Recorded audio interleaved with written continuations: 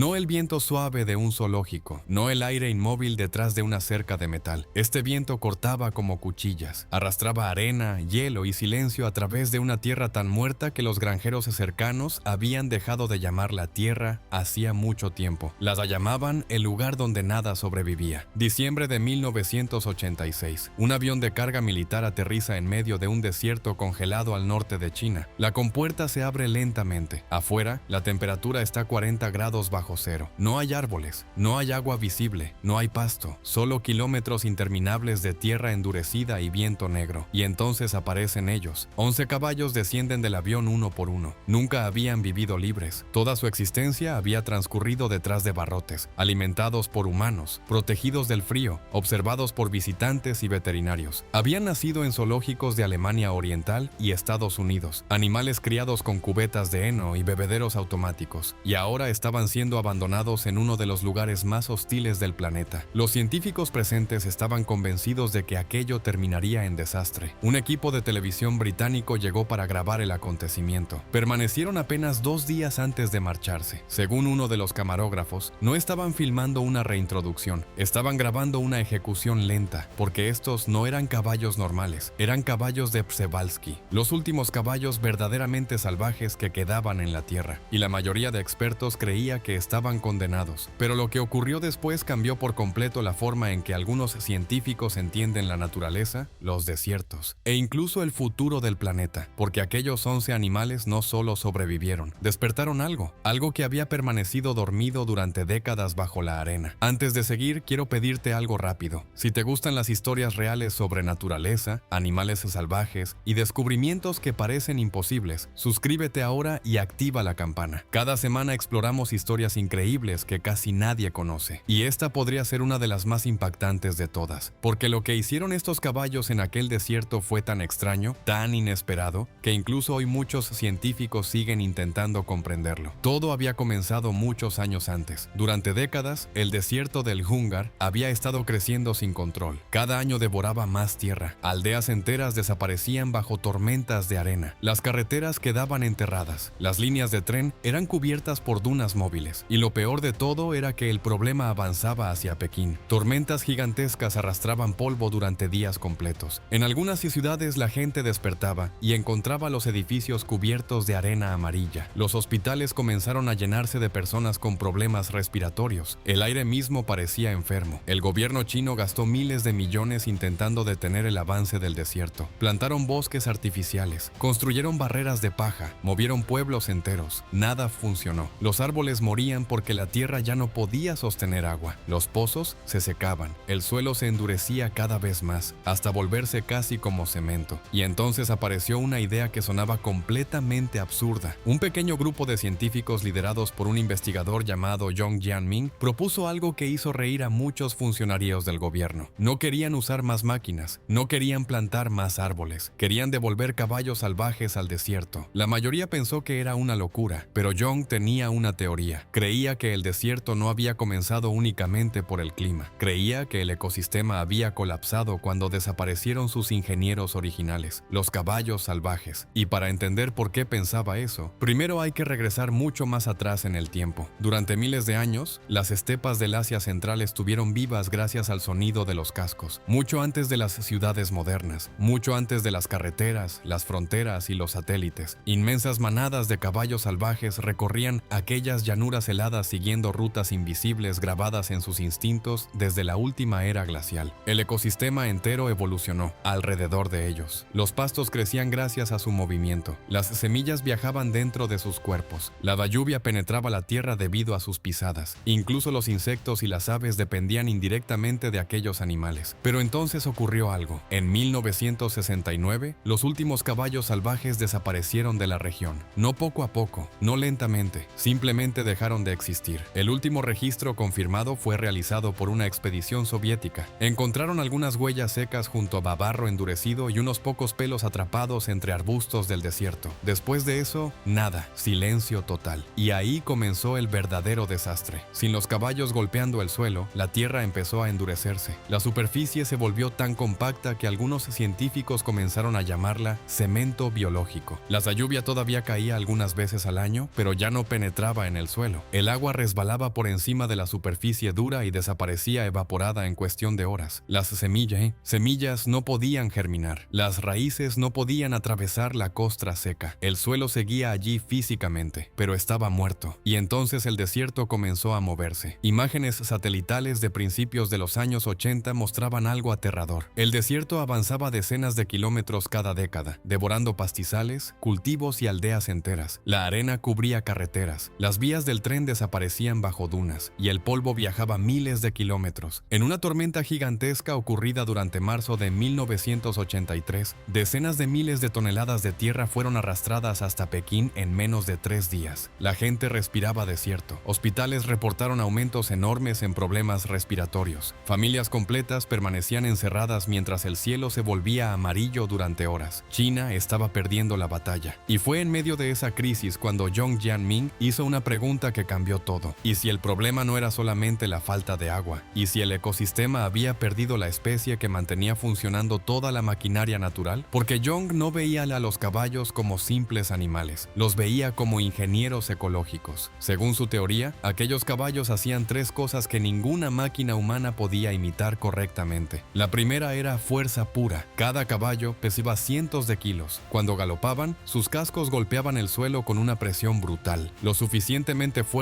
como para romper la superficie endurecida del desierto y abrir pequeñas grietas por donde la lluvia podía infiltrarse nuevamente. Pero aquí venía la diferencia importante. Las máquinas destruyen todo por igual. Los caballos no. Ellos evitaban naturalmente las plantas jóvenes y las zonas delicadas. Pisaban principalmente tierra desnuda y vegetación muerta. Sin saberlo, trabajaban como restauradores selectivos. La segunda cosa era su manera de desplazarse. Décadas más tarde, los investigadores descubrirían mediante GPS que los caballos salvajes no caminaban al azar. Seguían patrones extremadamente complejos. Permanecían horas alimentándose en un área y luego se movían kilómetros enteros antes de regresar tiempo después. Ese comportamiento creaba una especie de mosaico natural. Zonas con pasto corto, zonas con hierba alta, espacios abiertos, pequeños refugios perfectos para insectos, aves y mamíferos. Sin darse cuenta, los caballos estaban diseñando biodiversidad. Pero la tercera parte era la más increíble de todas: el estiércol. Sí, el estiércol. Los investigadores descubrieron que los excrementos de los caballos contenían semillas vivas de más de 20 especies diferentes de plantas. Y lo más sorprendente era que el viaje a través del sistema digestivo del caballo aumentaba enormemente la capacidad de germinación de esas semillas. Los ácidos del estómago debilitaban las capas externas duras y despertaban semillas que podían haber permanecido dormidas durante años. Cada montón de estiércol era básicamente un paquete de fertilizante natural lleno de vida. Y como los caballos recorrían enormes distancias diariamente, iban sembrando el desierto entero mientras caminaban. Esa era la teoría de Jiang. Pero existía un problema enorme. Los animales que iban a liberar no sabían vivir salvajes. Habían pasado generaciones enteras dentro de zoológicos. Nunca habían buscado agua por sí mismos. Nunca habían escuchado lobos. Nunca habían enfrentado tormentas reales. Nunca habían sobrevivido un invierno natural. Los científicos temían que hubieran perdido algo imposible de recuperar: la cultura de supervivencia. Ese conocimiento que una madre transmite a sus crías y que no viene escrito únicamente en el ADN. Entonces apareció la pregunta que decidiría si Jiang era un visionario o un loco. Después de varias generaciones viviendo entre humanos, ¿seguían existiendo sus instintos salvajes o habían desaparecido para siempre? Y la respuesta comenzaría a revelarse durante el primer invierno, el invierno que debía matarlos a todos. El primer invierno cayó sobre el desierto como una sentencia. Las temperaturas descendieron hasta 42 grados bajo cero. El viento atravesaba las llanuras abiertas sin encontrar nada que lo detuviera. No había árboles, no había refugios, solo hielo, oscuridad y kilómetros de tierra congelada. Los 11 caballos acababan de llegar desde zoológicos donde habían vivido protegidos toda su vida. Muchos científicos estaban convencidos de que aquello terminaría rápido, demasiado rápido. Durante las primeras semanas, los problemas aparecieron uno tras otro. Parásitos comenzaron a invadir a los animales. Las larvas se alojaban en sus estómagos, debilitándolos justo cuando más energía necesitaban para sobrevivir. Después llegó la nieve. Cubrió completamente el poco pasto existente bajo capas heladas de más de 1 metro de profundidad. Los caballos se agrupaban intentando resistir el viento que cortaba sus cuerpos como cuchillas. Sus crines rígidas comenzaron a congelarse hasta formar placas de hielo. Algunos apenas podían levantar la cabeza. Desde la distancia, el equipo de Jiang observaba todo con binoculares y tenían órdenes estrictas: no intervenir, a menos que toda la manada estuviera a punto de morir. Fue una decisión brutal. 7 caballos desarrollaron congelamiento severo. 2 hembras preñadas perdieron a sus crías durante las tormentas. Revistas científicas internacionales ya estaban preparando artículos sobre el fracaso del proyecto. Muchos pensaban que solo era cuestión de tiempo. Incluso Young, años más tarde, admitiría que comenzó a perder la esperanza. Pero entonces ocurrió algo inesperado, algo que nadie había visto jamás en cautiverio. Los sementales empezaron a romper el hielo con sus cascos para alcanzar agua líquida debajo de la superficie congelada. Ningún cuidador les había enseñado eso. Ningún zoológico había registrado ese comportamiento. Simplemente lo recordaron. Las hembras comenzaron a colocarse alrededor de las crías durante las tormentas, usando sus propios cuerpos como escudos contra el viento. Cuando una se debilitaba demasiado, otra ocupaba su lugar. Los caballos aprendieron a apartar nieve con movimientos amplios de las patas delanteras para encontrar hierba enterrada debajo. Comenzaron a leer el paisaje. Entendían qué colinas tenían menos nieve gracias al viento. Descubrían rutas protegidas. Encontraban refugios naturales entre las rocas. Y entonces los investigadores comprendieron algo estremecedor. Los instintos seguían vivos. Décadas de vida en zoológicos no habían destruido aquello que miles de años de evolución habían escrito dentro de ellos. La naturaleza seguía allí, dormida, esperando, y el desierto estaba despertándola. Cuando llegó la primavera de 1987, ocurrió algo todavía más extraño. Las zonas donde los caballos habían permanecido comenzaron a cambiar. Hierbas que no se habían visto en años empezaron a crecer nuevamente. Los investigadores compararon áreas pisoteadas por los caballos con zonas intactas, y los resultados no tenían sentido para muchos expertos. El pasto crecía más rápido donde los caballos habían comido, más denso, más fuerte. Era un fenómeno conocido como crecimiento compensatorio. Algunas plantas reaccionan al pastoreo regenerándose con más fuerza, pero eso no era lo más impresionante. La tierra misma estaba cambiando. Las miles de pisadas de los caballos habían creado pequeñas depresiones en el suelo endurecido. Cuando llovía, el agua ya no resbalaba completamente hacia la evaporación. Ahora quedaba atrapada. Cada huella funcionaba como un pequeño depósito natural. El suelo comenzaba lentamente a retener humedad otra vez. Los caballos estaban reconstruyendo el sistema hídrico del desierto, paso a paso. Y al año siguiente ocurrió algo todavía más increíble. Los niveles de nitrógeno del suelo aumentaron enormemente. Los científicos descubrieron que el estiércol no solo fertilizaba la tierra, también reintroducía microorganismos y bacterias esenciales que habían desaparecido décadas atrás. Era como si el ecosistema estuviera recibiendo nuevamente órganos que había perdido. Entonces apareció la verdadera sorpresa. Plantas que llevaban casi 20 años desaparecidas comenzaron a brotar otra vez. 22 especies distintas reaparecieron desde debajo del suelo seco. Sus semillas habían permanecido dormidas durante décadas, esperando las condiciones correctas, esperando a los caballos. El desierto no estaba muerto, estaba dormido, y aquellos 11 animales estaban despertándolo. Pero sobrevivir un invierno no significaba victoria. Todavía faltaba demostrar algo mucho más difícil. ¿Podrían realmente reconstruir una población salvaje? ¿Podrían vivir completamente libres, sin ayuda humana? Y esa prueba llegaría años después, cuando Young tomó la decisión más peligrosa de toda la operación: quitar las cercas. A finales de los años 90, el paisaje ya no se parecía al mismo lugar donde aquellos caballos habían aterrizado más de una década antes. Todavía era duro, todavía era salvaje, pero estaba vivo otra vez. Insectos que habían desaparecido regresaron por millones. Escarabajos enterraban estiércol bajo la tierra húmeda, acelerando el reciclaje de nutrientes. Después llegaron las aves, alondras, gangas, pequeños pájaros del desierto que no se habían visto allí durante años. Luego aparecieron los mamíferos pequeños, jerbos, ardillas terrestres, picas, y detrás de ellos llegaron los depredadores. Las cámaras comenzaron a capturar zorros cruzando las dunas durante la noche. Águilas esteparias sobrevolaban las llanuras. Incluso algunos lobos grises reaparecieron en regiones cercanas. El ecosistema entero estaba reconstruyéndose capa por capa. Y entonces Young decidió hacer algo que muchos consideraron completamente irresponsable: eliminar las cercas. Hasta ese momento, los caballos seguían viviendo dentro de enormes reservas controladas. Técnicamente estaban semisalvajes. Los investigadores todavía podían monitorearlos de cerca. Si algo salía mal, podían intervenir. Pero Young sabía que eso no bastaba. Si realmente querían restaurar el ecosistema, los caballos debían volver a ser totalmente libres, sin comida adicional, sin refugios, sin humanos, solo ellos y el desierto. Agosto de 2001. 27 caballos fueron seleccionados para la liberación definitiva en la Reserva Natural de Kalamaili, un territorio territorio inmenso de miles de kilómetros cuadrados donde no existían cercas ni protección artificial. Entre ellos estaba Hong, el joven semental de la marca blanca en el rostro. Ahora era adulto y lideraba su propio grupo de hembras. Los científicos colocaron collares GPS a varios animales, instalaron cámaras automáticas y esperaron. Los primeros días fueron extraños. Los caballos permanecían cerca del punto de liberación, como si todavía estuvieran atados a un recuerdo invisible. Caminaban en círculos, pastaban nerviosos, miraban constantemente hacia atrás, hacia los antiguos corrales. Parecía que no podían decidirse. Hasta que llegó el octavo día, amanecía. El viento soplaba desde el noroeste. En la estación de monitoreo, el equipo observaba las señales GPS casi por rutina cuando uno de los puntos comenzó a desplazarse. Después otro, y otro más. Hong estaba avanzando, pero no caminaba al azar. No se detenía para alimentarse. No dudaba. Iba directamente hacia el norte en línea recta. 5 kilómetros, 10 kilómetros, 15 kilómetros. El equipo comenzó a llamar por radio a toda velocidad. Algo estaba pasando, y Hong seguía avanzando. 30 kilómetros después, finalmente se detuvo. Los científicos no entendían qué había encontrado. Hasta la mañana siguiente, cuando llegaron al lugar indicado por el GPS, descubrieron algo imposible: un manantial, una pequeña reserva natural de agua parcialmente congelada escondida entre formaciones rocosas. No aparecía en ninguno de los mapas del proyecto. Nadie había llevado jamás a Hong allí. Ningún caballo de su generación conocía aquel sitio, y aún así lo encontró. Los investigadores quedaron desconcertados. Algunos hablaron de memoria ancestral, otros creían que los caballos podían detectar humedad o minerales imposibles de percibir para humanos. Hasta hoy nadie sabe exactamente cómo lo hizo, pero después de aquel momento, algo cambió definitivamente. Los caballos dejaron de comportarse como animales recién liberados. Ahora actuaban como si siempre hubieran pertenecido allí. En pocas semanas establecieron territorios propios. Los sementales marcaban fronteras usando montículos de estiércol colocados estratégicamente sobre zonas elevadas. Y entonces ocurrió otra sorpresa. Las crías nacidas en libertad comenzaron a mostrar comportamientos completamente distintos a los caballos criados en zoológicos. Reconocían plantas específicas solo por el olor. Se congelaban instantáneamente cuando la sombra de un águila cruzaba el suelo. Desarrollaban pelajes de invierno más gruesos que sus propios padres. Era como si la naturaleza estuviera acelerando el proceso de recuperación generación tras generación. Y mientras eso sucedía, el paisaje empezó a cambiar a una escala gigantesca. Las imágenes satelitales mostraban manchas verdes expandiéndose lentamente desde las zonas donde vivían los caballos, como explosiones silenciosas de vida. Y entonces ocurrió algo que nadie esperaba ver. El nivel de agua subterránea, que llevaba décadas descendiendo continuamente, dejó de caer, y poco después comenzó a subir. Los investigadores no podían creerlo. Los caballos no solo estaban sobreviviendo, estaban modificando el funcionamiento completo del desierto. Y cuando los economistas ambientales comenzaron a calcular cuánto valía realmente el trabajo ecológico de un solo caballo salvaje, las cifras parecían absurdas. Cuando los economistas terminaron los cálculos, pensaron que había un error. Revisaron los números una vez, luego otra y otra más, porque según sus estimaciones, cada caballo salvaje estaba generando decenas de miles de dólares en beneficios ecológicos cada año. No por turismo, no por exhibiciones, no por entretenimiento, por lo que hacía naturalmente al ecosistema. Sus pisadas mejoraban la retención de agua, su estiércol dispersaba semillas, su movimiento restauraba pastizales, su presencia ayudaba a capturar carbono en el suelo, y cuanto más estudiaban el fenómeno, más extraño parecía. Durante décadas, China había invertido cantidades gigantescas de dinero intentando detener el desierto con maquinaria, plantaciones artificiales y proyectos masivos de ingeniería. Pero aquellos caballos estaban logrando resultados que muchos sistemas humanos no habían conseguido, y lo hacían solos, sin motores, sin combustible, sin instrucciones, solo siguiendo comportamientos desarrollados a lo largo de miles de años de evolución. Para el año 2023, aquellos 11 caballos originales se habían convertido en cientos. Las manadas ocupaban enormes extensiones del desierto. Más de 20 especies de plantas habían regresado a regiones donde se creían perdidas. La arena retrocedía lentamente en ciertas zonas, y los científicos comenzaron a mirar el proyecto de una manera completamente distinta. Ya no era solo conservación animal, era restauración ecológica. Pero lo más importante no eran los números, era la pregunta que todo aquello estaba provocando. ¿Qué pasaría si otros ecosistemas destruidos del planeta también pudieran recuperarse devolviendo a sus antiguos ingenieros naturales? Porque los caballos de Przewalski no eran el único caso. En América del Norte, los bisontes habían moldeado praderas enteras durante miles de años. En Europa, los lobos regulaban bosques completos completos manteniendo el equilibrio entre herbívoros y vegetación. En África, los elefantes abrían caminos, dispersaban semillas y transformaban paisajes enteros simplemente caminando. Durante generaciones, los humanos intentaron controlar la naturaleza desde arriba, diseñarla, ordenarla, dominarla. Pero quizás la naturaleza ya había resuelto muchos de esos problemas mucho antes de nuestra llegada. Y quizá el verdadero error no fue no saber cómo reparar los ecosistemas. Quizá el error fue eliminar las especies que ya sabían hacerlo. Mientras los científicos seguían estudiando el proyecto, Hong envejecía lentamente en las llanuras del norte de China. Sus descendientes ya corrían libres por el desierto. Animales nacidos sin haber conocido jamás una cerca. Potros que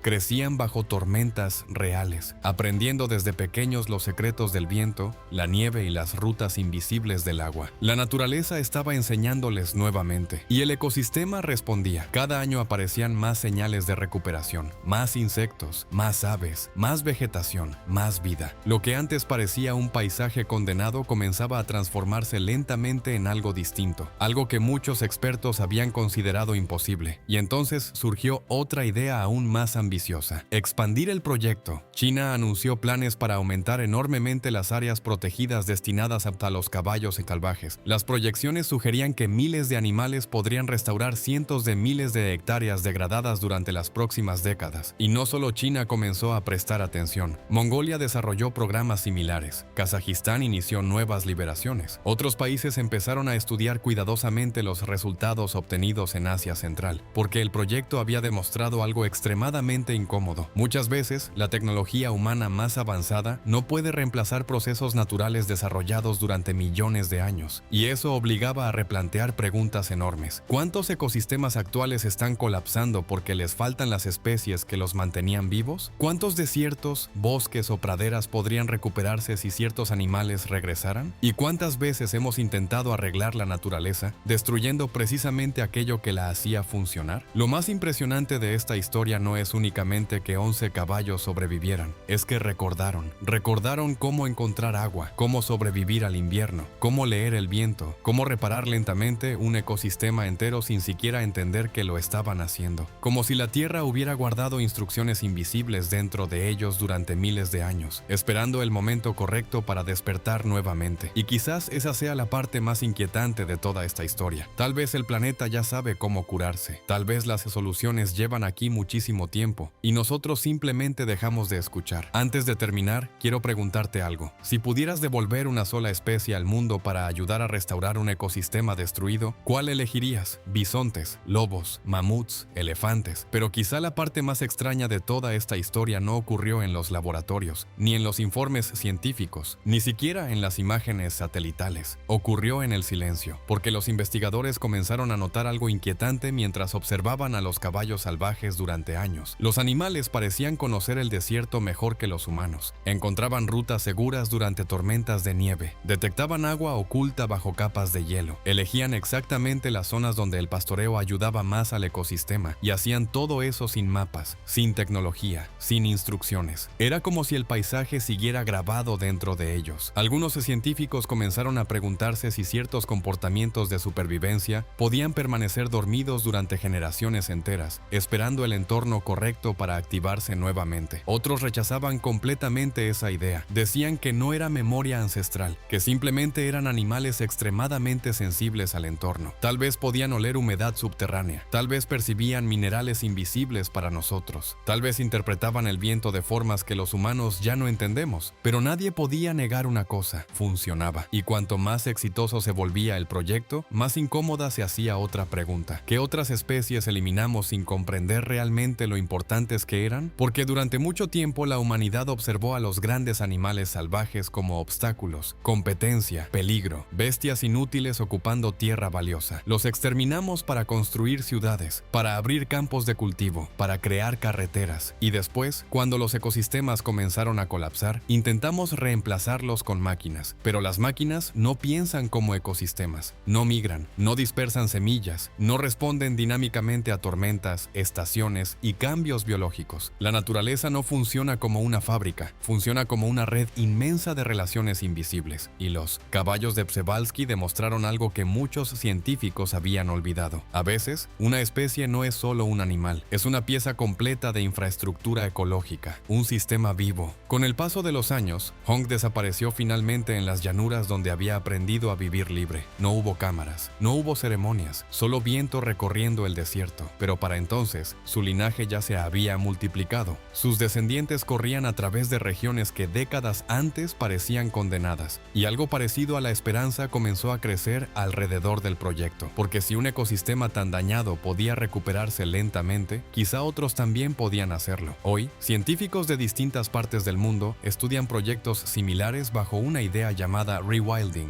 o restauración salvaje. La idea es simple. En lugar de intentar controlar completamente la naturaleza, devolver especies clave y permitir que los procesos naturales vuelvan a funcionar. En algunos lugares están regresando lobos, en otros, bisontes. Algunos investigadores incluso discuten proyectos para restaurar enormes herbívoros en regiones árticas con el objetivo de frenar el deshielo del permafrost. Y aunque muchas de estas ideas siguen siendo debatidas, los caballos de Przewalski ya demostraron algo muy importante. La naturaleza puede ser mucho más resistente de lo que creemos. A veces no necesita que la reconstruyamos desde cero. A veces solo necesita que dejemos regresar aquello que la mantenía viva. Pero quizá la lección más profunda no tenga que ver únicamente con animales, sino con humildad. Porque durante siglos actuamos como si pudiéramos rediseñar completamente el planeta, como si entendiéramos cada sistema, cada equilibrio y cada consecuencia. Y sin embargo, un grupo de caballos salvajes liberados en un desierto congelado terminó enseñándole algo inesperado a la humanidad: que la Tierra llevaba millones de años resolviendo problemas mucho antes de nuestra aparición, y tal vez algunas respuestas siguen escondidas ahí afuera, esperando ser recordadas. Así que la próxima vez que escuches hablar de un animal en peligro de extinción, quizá valga la pena hacer una pregunta distinta. No solamente ¿cómo salvamos a esta especie?, sino también ¿qué ocurre con el mundo cuando desaparece? Porque en ocasiones, perder una especie no significa perder un animal, significa perder una función completa del planeta, y recuperar esa función puede cambiarlo todo. Gracias por quedarte hasta el final. Si esta historia te sorprendió, deja un comentario contando qué parte te impactó más. Y si quieres más relatos reales sobre animales capaces de transformar ecosistemas enteros, suscríbete y activa las notificaciones, porque algunas de las historias más increíbles de la Tierra todavía siguen ocurriendo en silencio.